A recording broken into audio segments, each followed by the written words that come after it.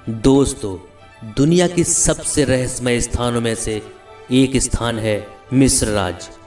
आज से करीब 4000 साल पहले मिस्रवासी यहाँ राज करते थे, जो कि बहुत ही सुंदर कलाकृतियों का निर्माण करते थे, जिनमें से एक रहस्यमय कलाकृति है the great pyramid of Giza.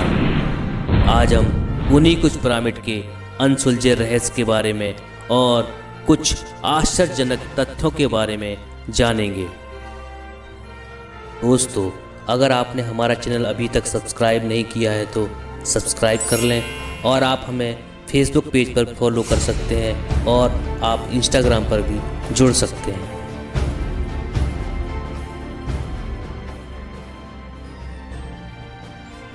दोस्तों, इन पिरामिड्स पर साइंटिस्ट सालों से स्टडी कर रहे हैं, पर आज तक कोई भी यह नहीं पता पाया कि आखिर किन लोगों ने इन पिरामिड के एक एक टुकड़े को एक साथ कैसे लाया और उन्हें किस तरह के कंक्रीट्स का इस्तेमाल किया गया है, और यह पिरामिड इतने परफेक्टली संरेखित कैसे हैं।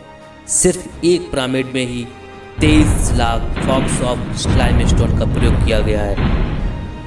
इन पत्थरों को एक स्थान से दूसरे स्थान पर ले जाना ही कितना मुश्किल है, तब इनको इतने अच्छे आकार में ढालना कितना मुश्किल होगा। तब भी ये इतने परफेक्टली संरेखित हैं। इनमें इस्तेमाल किए गए एक एक पत्थर का वजन 2700 किलो से लेकर 70,000 किलो तक का है। लेकिन आप जानकर हैरान हो जाएंगे कि आज के मॉडर्न क्रेन भी हद से हद 20,000 किलो वजन ही उठा सकते हैं। तब 70,000 किलो का वजन उठाना कितना मुश्किल था, मगर उन्होंने ऐसा किया। इन सभी हैरान करने वाली चीज़ों का जवाब है एलियन। दोस्तों, क्या आपने एरिया 51 रहस्यों के बारे में पढ़ा है?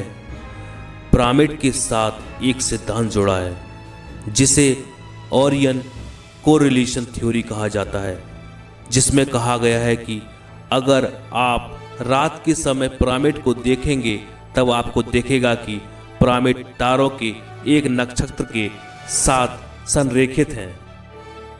इस नक्षत्र का नाम है ओरियन बेल्ट, जिसके 3 प्रमुख तारे हैं और तीनों तारे 3 पिरामिड से एकदम सटीक संरेखित हैं, जो पिरामिड के आपस के स्थिति को मेल खाता है। जिस थ्योरी के कारण जानकर ये मानते हैं कि 4000 साल पहले धरती पर एलियंस आए थे और उन्होंने ही ये इम्पॉसिबल से दिखने वाली चीज़ों को बनाया था, और एलियंस इन्हीं तारों से आए थे। पिरामिड में कितने तहखाने हैं ये कोई नहीं जानता, पर अभी तक की शोध के मुताबिक इनमें 3 तहखाने मिले हैं, जो कि आधार तहखाना, राजा का तहखाना और रानी का तहखाना है।